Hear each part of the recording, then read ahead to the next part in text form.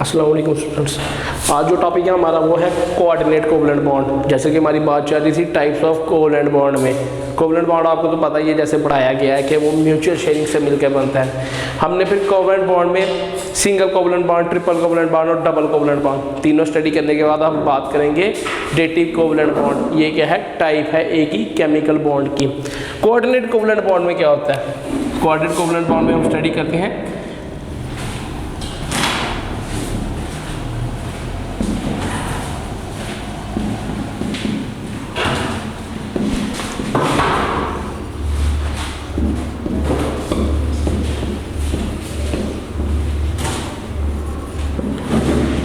Coordinate covalent bond में study करते हैं कि ये एक ऐसा कोवलेंट बॉन्ड है, केमिकल बॉन्ड की एक ऐसी टाइप है, उसमें हम क्या करते हैं लोन पेयर ऑफ इलेक्ट्रॉन्स, यानी एक पेयर ऑफ इलेक्ट्रॉन्स किसने शेयर करना है? एक ही एटम ने शेयर करना है। ये लोन पेयर ऑफ एटम्स में किसने शेयर करना है? एक ही एटम ने। हम इसमें ये नहीं कह सकते कि हमारे पास दो हाइड्रोजन दोनों ने एक एक इलेक्ट्रॉन मिलकर दे के बॉन्ड बनाया है, ये नहीं। हम कहेंगे एक ही एटम होगा जो बॉन्डेड एटम होगा, वो दोनों इलेक्ट्रॉन्स देगा, दूसरा सिर्फ क्या करेगा? वो सिर्फ एक्सेप्ट ही करेगा। इसमें हम दो बातें पढ़ते हैं, donor acceptor. Donor which donates the pair of electron,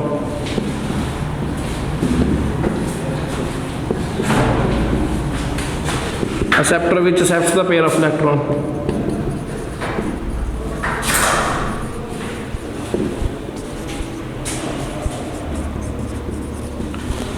ये दो बातें हैं कि डोनर ऐसी स्पीशी होगी जो क्या करेगा? डोनेट करेगा पेयर ऑफ इलेक्ट्रॉन, जो पेयर ऑफ इलेक्ट्रॉन शेयर होना है उसको डोनेट करेगा। और एक्सेप्टर क्या है? एक्सेप्ट से वर्ड निकला है एक्सेप्टर, डोनेट से निकला है वर्ड डोनर। फिर हम क्या स्टडी करेंगे कि एक्सेप्टर क्या करता है? एक्सेप्ट करता है पेयर ऑफ इलेक्ट्रॉन्स। फिर हम देखते हैं कि यहाँ एक वर्ड यूज हुआ है lone pair.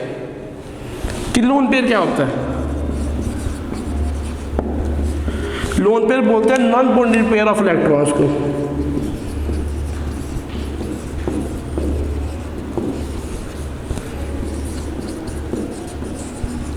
Non bonded pair of electrons present on any atom. Lone pair में हम सबसे कॉमन एग्जांपल लेते हैं हम अमोनिया की। NH3 होता है और इसके ऊपर ये जो डबल बॉन्डेड है, डबल नॉन बॉन्डेड इलेक्ट्रॉन का पेयर है, इसको हम बोलते हैं लोन पेयर। ये क्या है जी? हमारे पास लोन पेयर, ये है लोन पेयर। अब हम इसकी एग्जांपल में आते हैं कि कोऑर्डिनेट कोवलेंट बॉन्ड बनता कैसे है। हमने वही लिया नाइट्रोजन NH3, ये इसके पास नॉन बॉन्डेड इलेक्ट्रॉन पेयर है।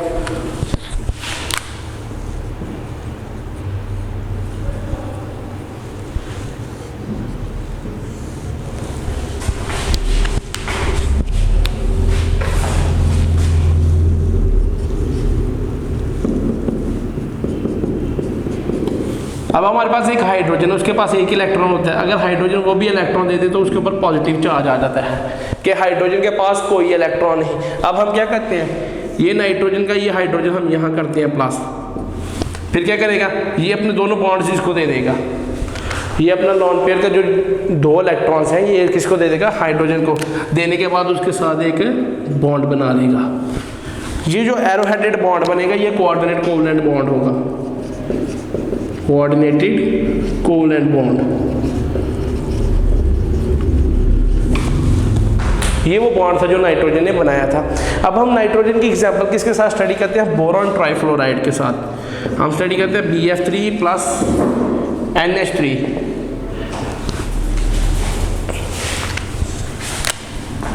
जैसे कि हमें पता नाइट्रोजन के 3 हाइड्रोजन के साथ बॉन्डेड है, ये लोन पेयर है इसके पास, प्लस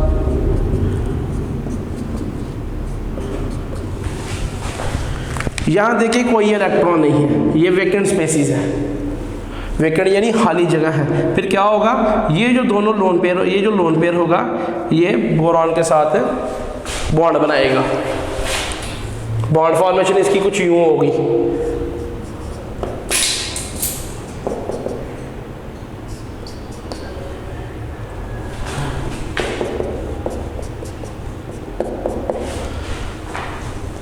जी ये थी बॉन्ड फॉर्मेशन। और हम किसको कोऑर्डिनेट कोवलेंट बॉन्ड को एरो हेडेड के साथ एक्सप्रेस करते हैं।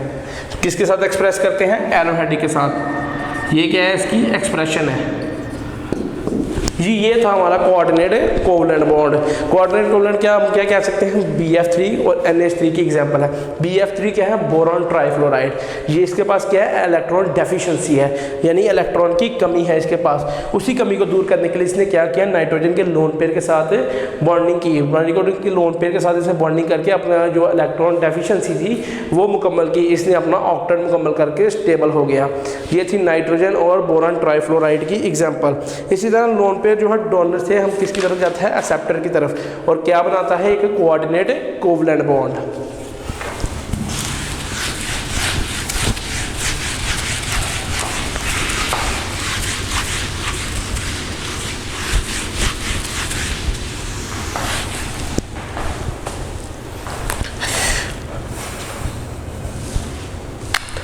हमारे पास दो किस्म के कोवलेंट बॉन्ड होते हैं, पोलर कोवलेंट बॉन्ड और non polar covalent bond.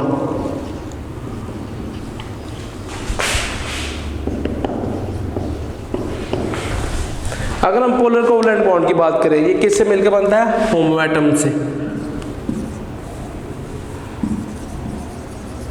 Homo mean similar atoms. फिर अगर हम इसकी इलेक्ट्रोनेगेटिविटी की बात करते हैं,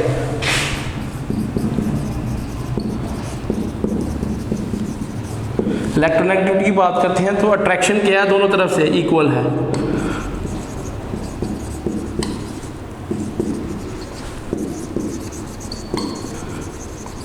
जब दोनों साइड से अट्रैक्शन इक्वल होगी तो वो कौन सा बॉन्ड होगा? Non polar. जब दोनों की तरफ से अट्रैक्शन होगी तो वो कौन सा होगा? नॉन पोलर कोवलेंट बॉन्ड होगा।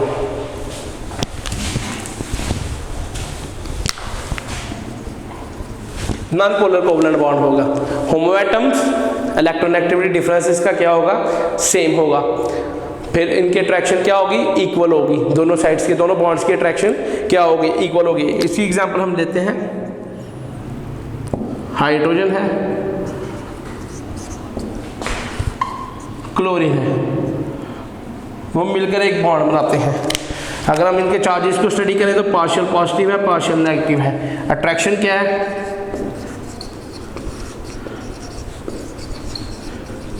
इक्वल। तो ये क्या होगा?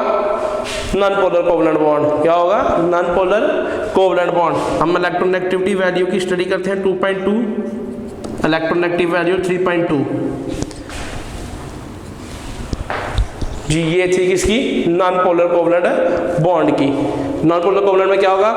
Composed of homo atoms, electronegativity is of same, attraction will be equal from both of the sides. An example is hydrogen and chlorine. Next हम स्टडी करते हैं पोलर कोवलेंट बॉन्ड को। Polar covalent bond में हम क्या study करेंगे? Hetero atoms यानी different होंगे, फिर इनकी इलेक्ट्रोनेगेटिविटी भी डिफरेंस होगी,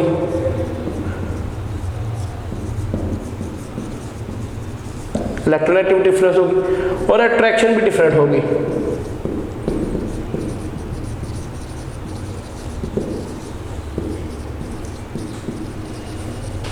इसमें सबसे कॉमन एग्जांपल हम H2O की लेते हैं।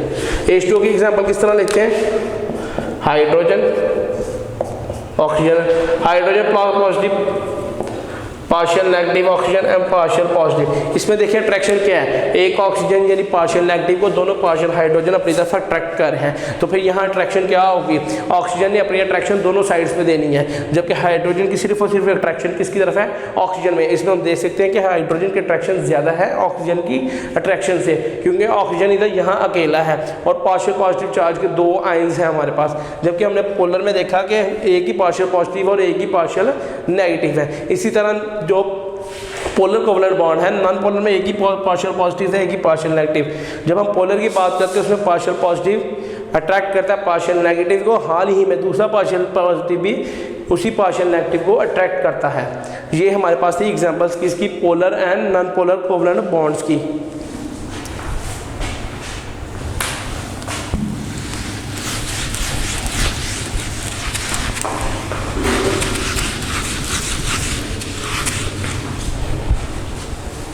अब हम बात करते हैं बॉन्डिंग में सबसे लास्ट पे सबसे फोर्थ बॉन्ड है जो हमारा metallic bond.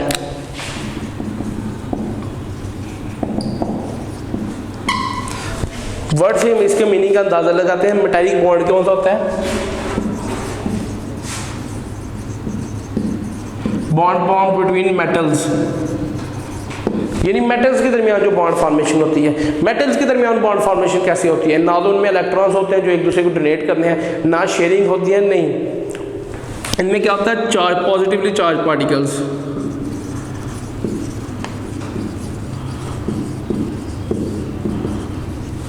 Positively charge particles, free electrons and free holes.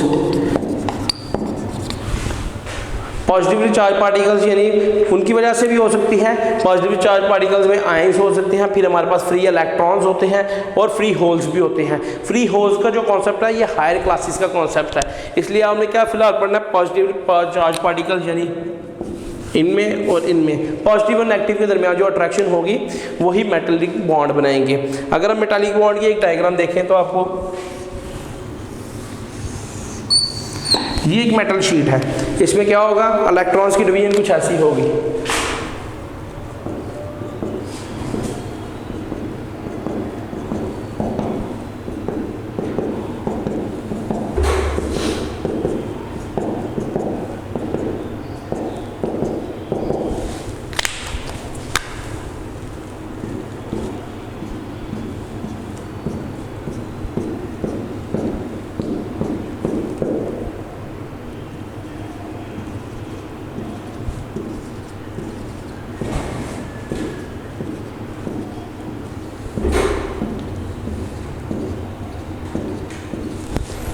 देखिए इसमें पॉजिटिवली चार्ज आयंस भी हैं, फ्री इलेक्ट्रॉन्स भी हैं, फ्री इलेक्ट्रॉन्स भी हैं और साथ में होल्स भी हैं। ये फ्री इलेक्ट्रॉन्स हैं जो सर्कल्ड हुए हैं।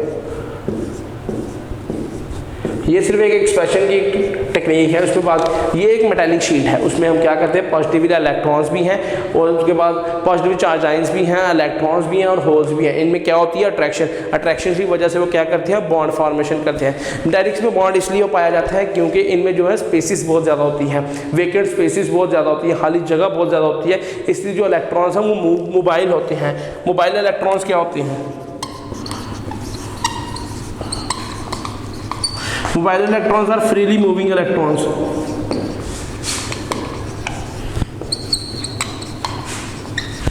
फ्रीली मूविंग इलेक्ट्रॉन देखेंगे वो कोई फिक्स पोजीशन में नहीं है, वो कोई किसी पोजीशन में है, कोई किसी पोजीशन में है, इसलिए फिक्स पोजीशन में कोई भी नहीं है। अगर हम इसकी प्रॉपर्टीज की तरफ जाएं,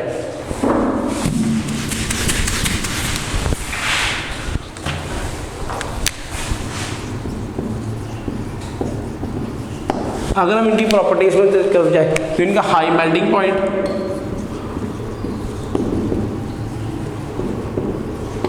हाई बॉइलिंग पॉइंट होता है, फिर इनकी डेंसिटी भी हाई होती है। डेंसिटी इसलिए हाई होती है क्योंकि इनका मैस और वॉल्यूम हाई होता है। मैस और वॉल्यूम इनका इंक्रीज करता है। फिर इनकी नेचर हम देखें तो हार्ड नेचर होते हैं। अगर हम इनकी इलेक्ट्रिसिटी कंडक्टेंस देखें, कंडक्टेंस भी हाई होती है ड्यू टू मोबाइल इलेक्ट्रॉन्स। ये प्रॉपर्टीज है मेटल्स की, high melting point, high boiling point, density, hard nature and conductance due to mobile electrons. Mobile electrons की वजह से हीट को क्या करते हैं? वो ट्रांसफर करते हैं। इसकी कॉमन सी एग्जांपल कुछ ऐसे है। ये एक आयरन पीस है, ये एक बन रहा है, यहाँ आप इसको हीट कर रहे हैं। यहाँ हीट करने की वजह से हम क्या करते हैं? यहाँ टच करेंगे तो हमें यहाँ हीट महसूस होगी। वो क्या होगा?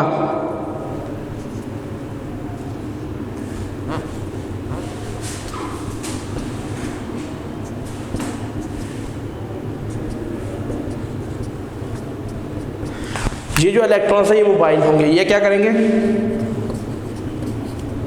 मूव करेंगे, और जो ही मूव करेंगे इनकी काइनेटिक एनर्जी हाई होगी। इलेक्ट्रॉन जो ही हीट मिलेगी इनकी काइनेटिक एनर्जी हाई होगी। काइनेटिक एनर्जी हाई होने की वजह से क्या होगा, जो इलेक्ट्रॉन्स होंगे वो मूव आउट करके क्या करेंगे, दूसरे एंड की तरफ जाएंगे। जब यही इलेक्ट्रॉन दूसरे एंड की तरफ जाएंगे तो हमें ये भी हॉट नजर आएगा, और ये तो वैसे भी हॉट है। ये होती है इनकी कंडक्टेंस। कंडक्टेंस को एक एग्जांपल के साथ एक्सप्लेन कर दिया गया है। उसके बाद अगर हम इनको देखेंगे मेटल्स में न्यूक्लियस में इलेक्ट्रॉन्स कैसे होल्ड किए होते हैं, क्योंकि इनका जो साइज़ है वो काफ़ी ज़्यादा होता है, फिर न्यूक्लियस के जो अट्रैक्शन होती है अपने आउटर मोस्ट शेल की तरफ वो कम होती है। इसलिए हम यहाँ से क्या कर सकते हैं, इलेक्ट्रॉन्स को बड़ी सुकूनी से ईजी तरीके से ले सकते हैं। कैसे, अगर हम सोडियम की बात करें, हमने आयोनाइजेशन में बड़ी तफसील से पढ़ा था। सोडियम क्या करता है, अपना आउटर मोस्ट इलेक्ट्रॉन दे देता है। वो कैसे दे देता है, क्योंकि ये एक मेटल है और इस पर न्यूक्लियस का क्या, न्यूक्लियस का चार्ज लो है, उसने अपने आउटर मोस्ट इलेक्ट्रॉन को जो होल्डिंग फोर्स ही से होल्ड किया हुआ है वो कम है। इसलिए क्या करते हैं, हम थोड़ी सी एनर्जी लगाकर उसका इलेक्ट्रॉन निकाल लेते हैं। फिर ये जो मेटल्स की एक टेंडेंसी होती है एटम या इलेक्ट्रॉन्स को लूज करने की, यही टेंडेंसी की वजह से सोडियम मेटल अपना इलेक्ट्रॉन बड़ी जल्दी दे देता था और उनकी आयनाइजेशन एनर्जी बहुत कम होती है। इनमें जो मोबाइल इलेक्ट्रॉन्स की वजह से भी इनकी टेंडेंसी लो होती है। मोबाइल इलेक्ट्रॉन्स की वजह से भी इनके अगर इलेक्ट्रॉन्स जो है वो एक ऑर्बिट में फिक्स नहीं होते, इस तरह वो इधर उधर घूम फिर रहे होते हैं, उसकी वजह से ही हम इसका इलेक्ट्रॉन आउटर मोस्ट शेल से ले सकते हैं। ये था हमारा मेटालिक बॉन्ड। नेक्स्ट हम स्टडी करते हैं इंटरमॉलिक्यूलर फोर्सेस।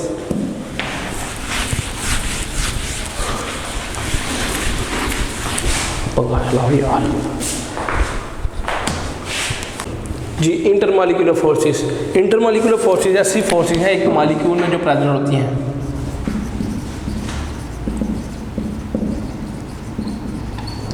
एग्जाम्पल से इसको एलाबोरेट करते हैं।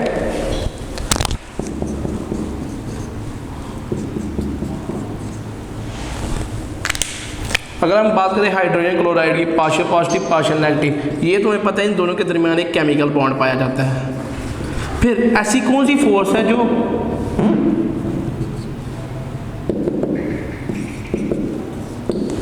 ये पार्शियल नेगेटिव क्लोरीन लगा रहा है पार्शियल पॉजिटिव हाइड्रोजन की तरफ, ऐसी कौन सी फोर्स है जिसकी वजह से ये अपने एक दूसरे को करीब कर रहा है। हम देखते हैं कि फॉर एग्जांपल हमारे पास एक बीकर है, इसमें हमारे पास HCl है, HCl पोर आउट किया हुआ है हमने, तो इसमें एक HCl तो एक मॉलिक्यूल तो नहीं होगा, इसमें अनगिनत मॉलिक्यूल्स होंगे, ये सारी क्लोरीन्स होंगी,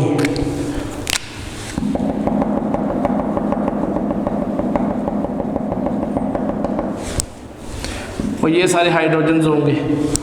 इसमें एक तो नहीं हमको नज़र आ रहा। इस तरह हम कौन सी ऐसी फोर्स है जो इनको एक करीब करके एक यूनिट बना के रख रही है, इस फोर्स को हम इंटरमॉलिक्यूलर फोर्स का नाम देते हैं। इंटरमॉलिक्यूलर फोर्स ऐसी फोर्स जो कि एक मॉलिक्यूल में पाई जाए तो दो एटम्स को एक साथ जोड़ के रखे, इसको बोलते हैं intermolecular forces. In addition to these strong bonding forces there exist relatively weak forces known as intermolecular forces. ये बॉन्डिंग और इंटरमॉलिक्यूलर फोर्सेस जो है हाइड्रोक्लोरिक एसिड में हमने स्टडी की। अब हम बात करते हैं इन फोर्सेस को तोड़ने के लिए। अगर हम तोड़ने के लिए इस फोर्सेस को तोड़ने के लिए हमें सिर्फ 17 किलो जूल एनर्जी चाहिए। वो क्या, हम इस बीकर में अगर क्या करें 17 किलो जूल एनर्जी अप्लाई करें तो इसमें क्या होगा,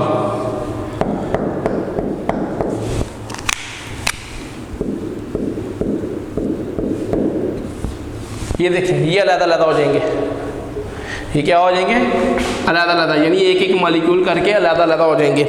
अगर हम यही फोर्स 430 किलो जूल एनर्जी दें तो फिर क्या होगा, ये बॉन्ड भी टूट जाएगा, partial positive chlorine partial negative, फिर क्या हो जाएगा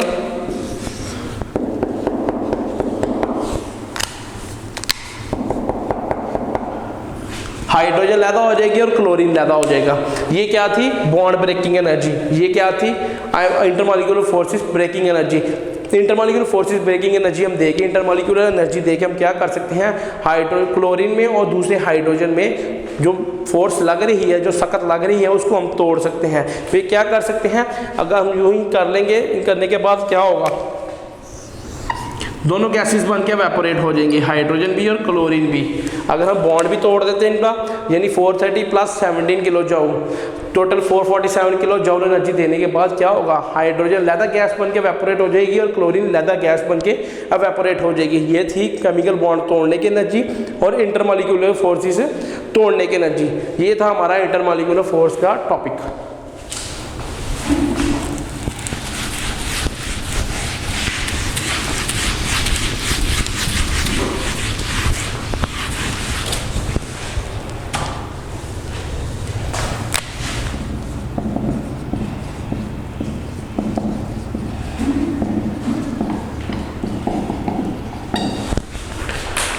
जी अब हम बात करते हैं डाइपोल डाइपोल इंटरेक्शन की। डाइपोल डाइपोल इंटरेक्शन क्या है, ये एक नेट फोर्स ऑफ चार्ज है जो प्रेजेंट होती है।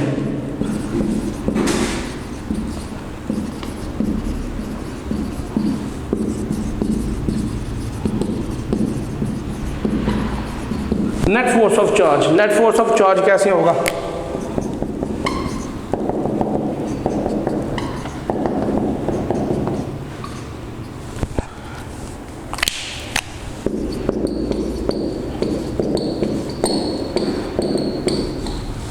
जी ये है हमारे पास हाइड्रोजन और क्लोराइड।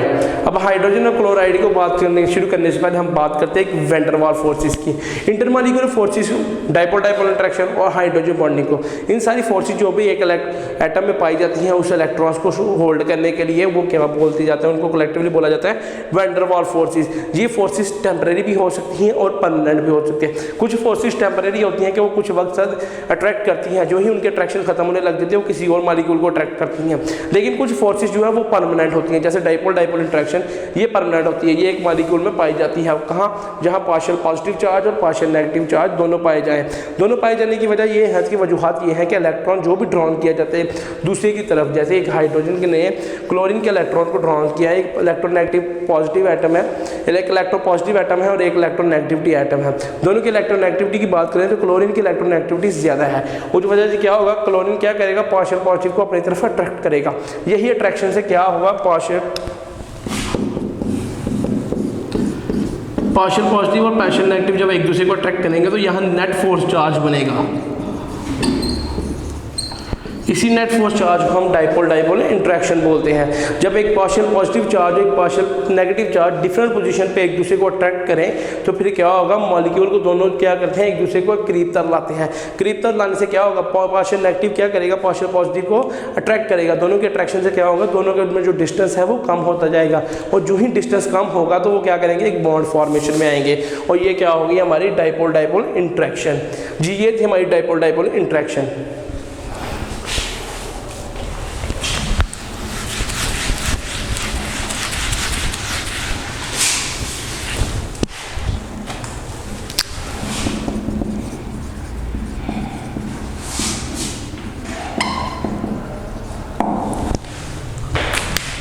जी अब हाइड्रोजन बॉन्डिंग की बात करते हैं। बॉन्डिंग हमने कोवलेंट बॉन्ड, केमिकल बॉन्ड, बहुत किस्म की बॉन्डिंग पढ़ने के बाद हम बात करते हैं अब हाइड्रोजन बॉन्डिंग की। हाइड्रोजन बॉन्डिंग भी एक इंटरमॉलिक्यूलर फोर्स ही है। ये क्या है, एक इंटरमॉलिक्यूलर फोर्स है, लेकिन ये परमानेंट मॉलिक्यूलर फोर्सेस है।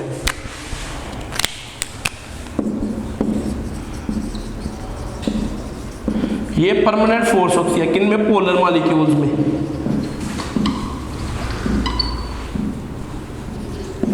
पोलर मॉलिक्यूल से आप अंदाजा लगा ही सकते हैं, जैसे हम पहले पोलर कोवलेंट बॉन्ड पढ़ा था उसमें हमने पोलर मॉलिक्यूल की एग्जांपल में वाटर को स्टडी किया था।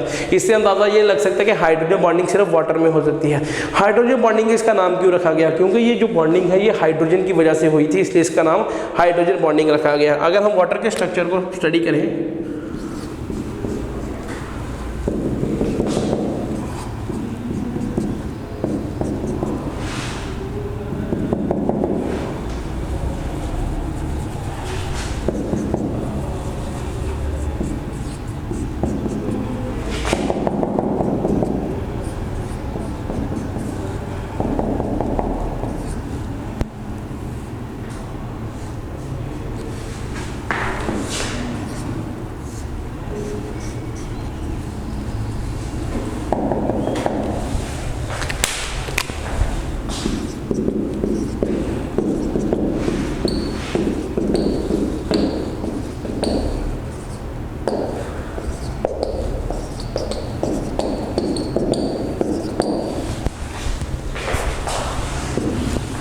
जी, ये एक वाटर मॉलिक्यूल है। वाटर मॉलिक्यूल में एक मॉलिक्यूल के अंदर हज़ारों एटम्स हो सकते हैं, लेकिन फॉर एग्जांपल हमने सिर्फ ये स्टडी करने के लिए हमने देखा कि पार्शियल पॉजिटिव चार्ज ने पार्शियल नेगेटिव चार्ज को अट्रैक्ट किया है। इसी तरह हम देखते हैं कि हाइड्रोजन बॉन्डिंग कहाँ हुई है, जहाँ हाइड्रोजन ने बॉन्ड बनाया। अब हाइड्रोजन के बॉन्ड क्या बनाया, उसने पार्शियल नेगेटिव ऑक्सीजन और पार्शियल पॉजिटिव हाइड्रोजन के दरमियान ये जितनी भी डॉटेड लाइंस हैं, ये जो डॉटेड अनसर्कल्ड लाइंस हैं, ये क्या है, हाइड्रोजन बॉन्डिंग। ऐसी बॉन्डिंग जो हाइड्रोजन की वजह से हुई हो। यहाँ देखिए ऑक्सीजन और बॉन्ड किसके साथ उसने बनाया, हाइड्रोजन के साथ। फिर इसी बॉन्डिंग को हम जो पार्शियल पॉजिटिव और पार्शियल नेगेटिव के साथ अट्रैक्शन के बाद हुई हो, ऐसी बॉन्डिंग को हम हाइड्रोजन बॉन्डिंग का नाम देते हैं। ये कोवलेंट बॉन्ड होता है हाइड्रोजन के साथ और दूसरे पोलर बॉन्ड के साथ, लेकिन ये एक परमानेंट बॉन्ड होता है। किसकी वजह से, क्यों, क्योंकि इस फोर्स को तोड़ने के लिए हमें बहुत ज़्यादा एनर्जी चाहिए। ये एक परमानेंट फोर्स ऑफ एनर्जी होती है। इसमें क्या कहते हैं, पॉजिटिवली चार्ज और partially positive charge of one atom combines or attracts with the partially negative charge of at the atoms to form a bond.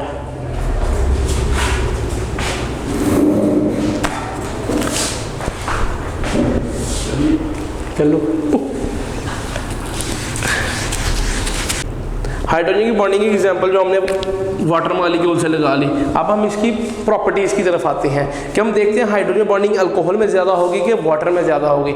हम अल्कोहल का फार्मूला देखते हैं, ROH यानी CH3OH। यह देखिए, इसमें क्या है, हाइड्रोजन भी है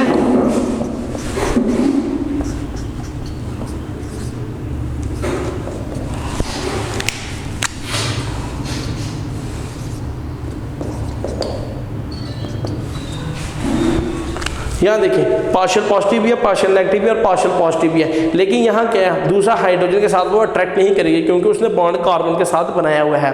उसकी फॉर एग्जांपल जो अट्रैक्शन चल रही है वो हाइड्रोजन के साथ चल रही है, क्योंकि यहाँ कार्बन भी क्या है, इलेक्ट्रोनेगेटिव है। लेकिन जो बॉन्ड बना हुआ था वो AOH की वजह से बना हुआ था। OH की बॉन्ड की वजह से हम इसको अल्कोहल, फिर हम इसलिए कहते हैं जो हाइड्रोजन बॉन्डिंग है वो वाटर में 100% डिग्री सेल्सियस पे जो वाटर बॉयल होता है उसमें ज़्यादा होती है, जबकि जो अल्कोहल है वो 78 डिग्री सेल्सियस पे मेल्ट बॉयल होता है, उसमें कम है। क्योंकि हाइड्रोजन बॉन्डिंग की वजह से इनके दोनों का मेल्टिंग पॉइंट जो है ऊपर के है। हाइड्रोजन बॉन्डिंग की वजह से मेल्टिंग पॉइंट ग्रेटर होता है। और स्ट्रॉन्गर हाइड्रोजन बॉन्डिंग किस में है, वाटर में है। 100 degree Celsius, 78 degree Celsius, stronger hydrogen bonding in water. ये वो रीज़न है, हाइड्रोजन बॉन्डिंग की वजह से पानी 100 डिग्री पर जाके सॉल्व होता है। इसी पे आपके पास एक और एग्जांपल है कि आइस का फिनोमेना क्या है जो वाटर पे फ्लोट करती है। हमने देखा कि हाइड्रोजन बॉन्डिंग की वजह से जो आइस ने एक लंबा स्ट्रक्चर बनाया हुआ था, एक लेंथी स्ट्रक्चर बनाया था। फिर हम उसकी डेंसिटी की बात करते हैं, तो डेंसिटी जो है 0 डिग्री सेल्सियस में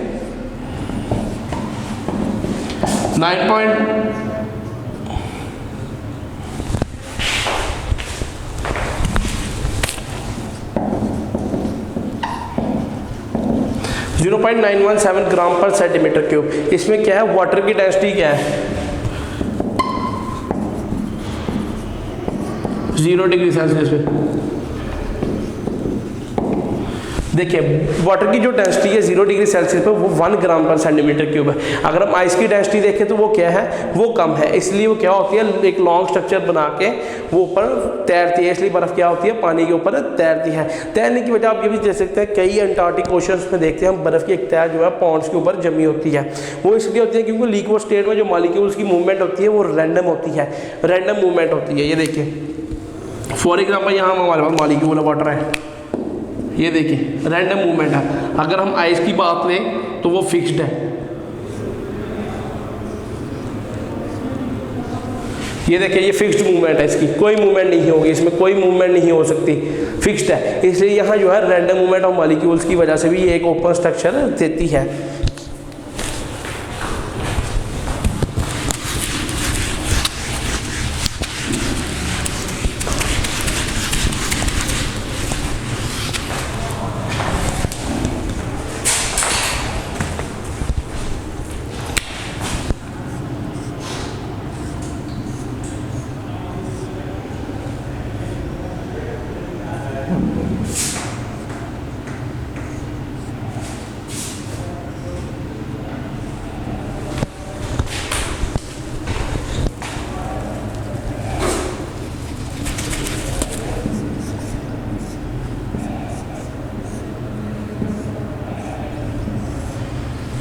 फिर नहीं आज बनना।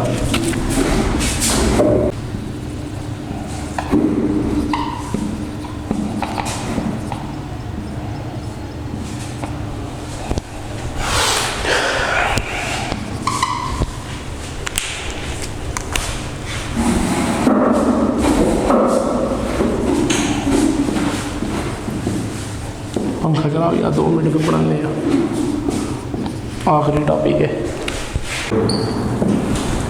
जी, nature of bonding and properties. ये टॉपिक हमारा, हम प्रॉपर्टीज़ ऑफ स्टडी करेंगे आयनिक कंपाउंड्स की, कोवलेंट कंपाउंड्स की और मैग्नेटिक कंपाउंड्स की। जो तीनों बॉन्डिंग हमने पढ़ी है पहले, फिर इसी चैप्टर के पहले टॉपिक्स में हमने पढ़ी। अब हम उनकी प्रॉपर्टीज़ देखेंगे कि उनकी प्रॉपर्टीज़ क्या है। अब हम सबसे पहले बारी बारी स्टडी करते हैं आयनिक कंपाउंड्स की। आयनिक कंपाउंड में हमने पढ़ा था कि आयन से मिलकर बनता है। ये क्या है, कंप्लीट ट्रांसफर है। इसमें क्या होते हैं, positively charge ions and negatively charge ions. वो क्या करते हैं, हेल्ड टुगेदर होते हैं एक फील्ड में। अब हम क्या कह सकते हैं, हम कह सकते हैं सोडियम क्लोराइड लिया हमने, sodium positive ions and chlorine negative ions. जी ये देखिए ब्लैक सोडियम आयंस है, जो ग्रीन कलर के साथ है वो क्लोरीन आयंस है। हम देख सकते हैं पॉजिटिव और नेगेटिव आयंस ने मिलकर क्या बना है, एक क्रिस्टल लैटिस बनाई है। ये क्रिस्टल लैटिस किसकी है, सोडियम क्लोराइड की है। इसको आप घर में भी देख सकते हैं अपने नमक के दाने की तरह, बिल्कुल एक क्यूब स्ट्रक्चर है। अब हम इसकी प्रॉपर्टी स्टडी करते हैं। प्रॉपर्टीज में हम सबसे पहले देखेंगे आयनिक कंपाउंड्स क्या होते हैं। ये एक क्रिस्टलाइन सॉलिड्स हैं,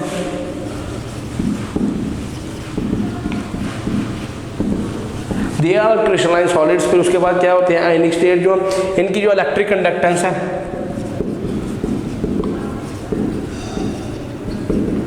वो सिर्फ मोल्टन स्टेट में होती है।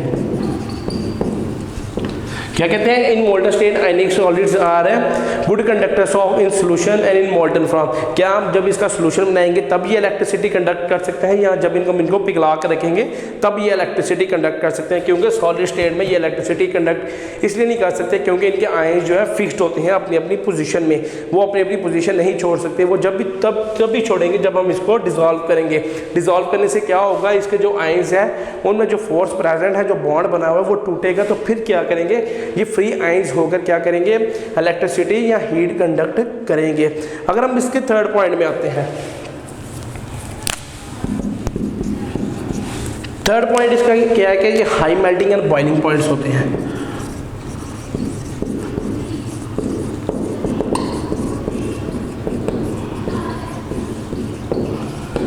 High melting and high boiling points. High melting and high boiling point में क्या कहते हैं, सोडियम क्लोराइड का जो मेल्टिंग पॉइंट है वो 800 डिग्री सेल्सियस है, और इसका जो बॉइलिंग पॉइंट है वो 14-13 डिग्री सेल्सियस है। ये इसके मेल्टिंग और हम बॉइलिंग पॉइंट्स हैं। मेल्टिंग और बॉइलिंग पॉइंट्स क्यों, क्योंकि ये नेगेटिव एंड पॉजिटिव आयन से मिलकर बना है। फिर इनके अंदर strong electrostatic force of attraction होती है। उसी अट्रैक्शन की वजह से उस अट्रैक्शन को तोड़ने के लिए हमें इतनी ज़्यादा हीट चाहिए।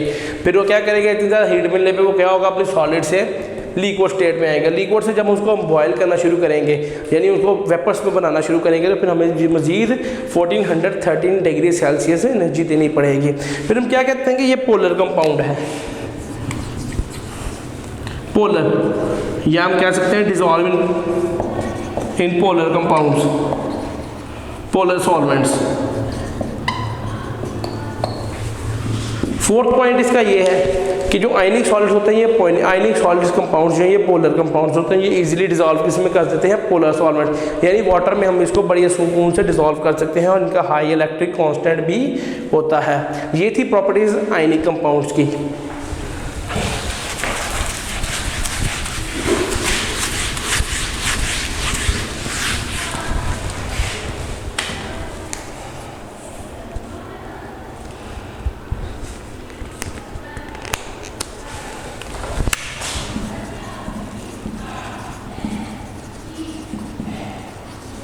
जी अब हम बात करते हैं कोवलेंट कंपाउंड्स की। कोवलेंट कंपाउंड्स आपको पता है कि कैसे बनते हैं, म्यूचुअल शेयरिंग से।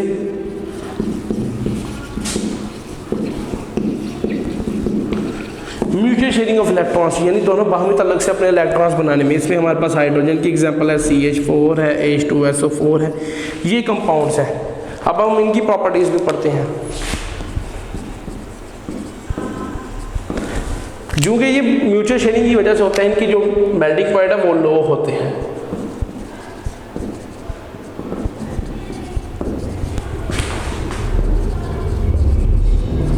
इनकी जो मेल्टिंग पॉइंट और बॉइलिंग पॉइंट होते हैं वो लो होते हैं। लो इसलिए क्यों होते हैं, क्योंकि दोनों ने अपना अपना इलेक्ट्रॉन दिया होता है। थोड़ी सी एनर्जी मिलने से वो क्या करते हैं, अपना अपना इलेक्ट्रॉन वापस ले लेते हैं। फिर क्या होते हैं, ये बैड कंडक्टर्स होते हैं। बैड कंडक्टर्स क्यों होते हैं, क्योंकि दोनों के जो अंदर जो इलेक्ट्रॉन्स हैं वो फिक्स हैं। ना हम इनको मोल्टन स्टेट में, ना हम इनके सोल्यूशन में कभी भी इलेक्ट्रिसिटी पास नहीं कर सकते, क्योंकि ये कंपाउंड पोलर करैक्टर के होते हैं, बहुत ये कंडक्टर नहीं हो सकते।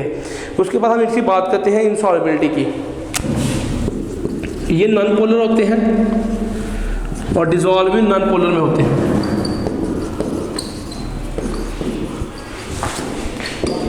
Dissolve in non polar substances solvents like, ये जो कंपाउंड्स है ये वाटर में डिसॉल्व नहीं हो सकते, ये सिर्फ नॉन पोलर यानी ईथर, अल्कोहल में और एसीटोन में ही सिर्फ डिसॉल्व हो सकते हैं। इसकी डिसॉल्विंग सिर्फ उनमें ही है। फिर हम कहते हैं कि ये 3 डायमेंशनल क्रिस्टल्स भी होते हैं।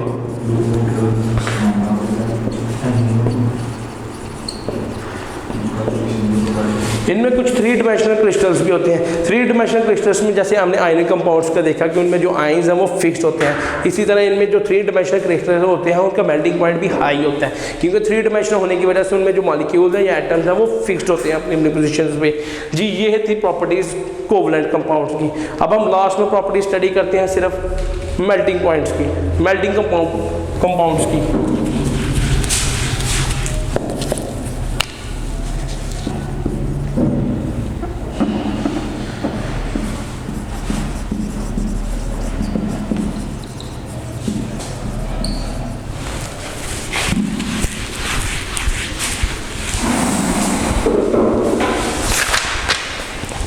जी अब हमारा लास्ट टॉपिक जो है वो मेटालिक कंपाउंड्स क्या है। मेटालिक कंपाउंड्स जैसे कि हमने स्टडी की कैसे होते हैं मेटल्स की, इस पे कैसे होता है, फ्री इलेक्ट्रॉन्स की वजह से बॉन्डिंग होती है।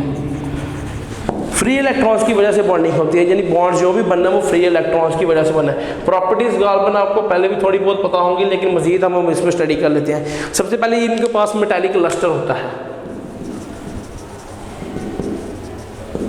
लस्टर यानी चमक। जो भी मेटल आप देखेंगे उसमें किसी न किसी लिहाज से कोई ना कोई चमक होगी। एल्युमिनियम देख रहे हैं, आयरन देख रहे हैं, उसमें अपनी शेड के लिहाज से चमक होगी बहुत कम सी, लेकिन होगी लाजमी। ये होती है उसकी चमक। फिर हम इसमें मेटल्स की 2 प्रॉपर्टीज पढ़ते हैं। एक पढ़ते हैं हम मेलाबिलिटी,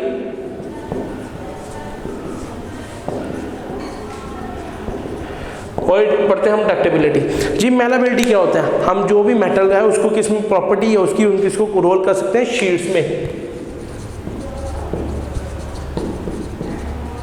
हम किसी भी मेटल को तोड़ कर उसकी लंबी लंबी शीट्स बना सकते हैं। जैसे आयरन की आप शीट्स देखते हैं जो हमारे दरवाजे बनाने में काम आती है लोहे के। देखिए उसमें क्या होगा, ये सिर्फ इसकी खासियत है मेटल्स की कि वो रोल्ड किस में भी हो सकते हैं, शीट्स पे। अगर हम इसमें बात करें डक्टिबिलिटी कि वो किस में रोल्ड होंगे, फिर वायर्स में। ये भी सिर्फ इसकी अकेली की खासियत है कि मेटल्स जो है हम वायर्स में करते हैं। कैसे, कॉपर की वायर्स हम यूज़ करते हैं, फिर हम उसमें क्या करते हैं, लंबी लंबी तारे बनाने के काम भी आता है। ये सिर्फ किसकी प्रॉपर्टीज है, सिर्फ मेटल्स की। अब हम इनके मेल्टिंग और बॉइलिंग पॉइंट की जब जाएँ तो वो हाई मेल्टिंग पॉइंट, MP का मतलब बॉइलिंग पॉइंट मेल्टिंग पॉइंट होता है, and BP boiling point. Melting point और बॉइलिंग पॉइंट भी इनका बहुत ज़्यादा हाई होता है। फिर इनकी हाई आयनाइजेशन एनर्जीज होती हैं।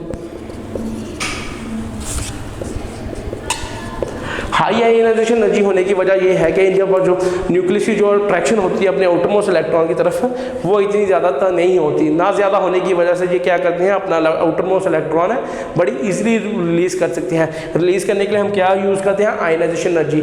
हम वो क्या बन जाते हैं, फिर आयनाइज हो जाते हैं। मेटल्स क्या हो जाते हैं, आयनाइज हो जाते हैं। उसके बाद लास्ट में बात करना है, ये गुड कंडक्टर्स हैं। जी good conductors of electricity and heat. हमने मेटल्स के टॉपिक में ये बड़ी डिटेल से पढ़ा है कि ये कैसे गुड कंडक्टर्स होते हैं। गुड कंडक्टर्स होने की वजह क्या है, इनमें फ्री इलेक्ट्रॉन्स होते हैं। वो फ्री इलेक्ट्रॉन्स क्या करते हैं, हीट को यानी अपनी काइनेटिक एनर्जी इंक्रीज करके एक हिस्से से हीट अप होकर दूसरे हिस्से की तरफ जाते हैं। इसलिए जो हमें मेटल रॉड है एक हिस्से की तरफ से यानी दूसरे उसके ऑपोजिट हिस्से की तरफ से भी वो गर्म महसूस होता है। ये थी प्रॉपर्टीज़ हमारी मेटल्स की। और हमारा जो चैप्टर नंबर 4 है स्ट्रक्चर ऑफ मॉलिक्यूल्स वो अल्हम्दुलिल्लाह कंप्लीट हो गया है। ओके, अल्लाह हाफिज़। क्लियर हो गया, रेज करना है। वीडियो पसंद आई तो लाइक करें, अपनी राय कमेंट करें। ऐसे ही मजीद वीडियोस के लिए हमारा चैनल सब्सक्राइब करें और बेल का आइकन दबाएं ताकि आपको हर वीडियो का नोटिफिकेशन मिलता रहे।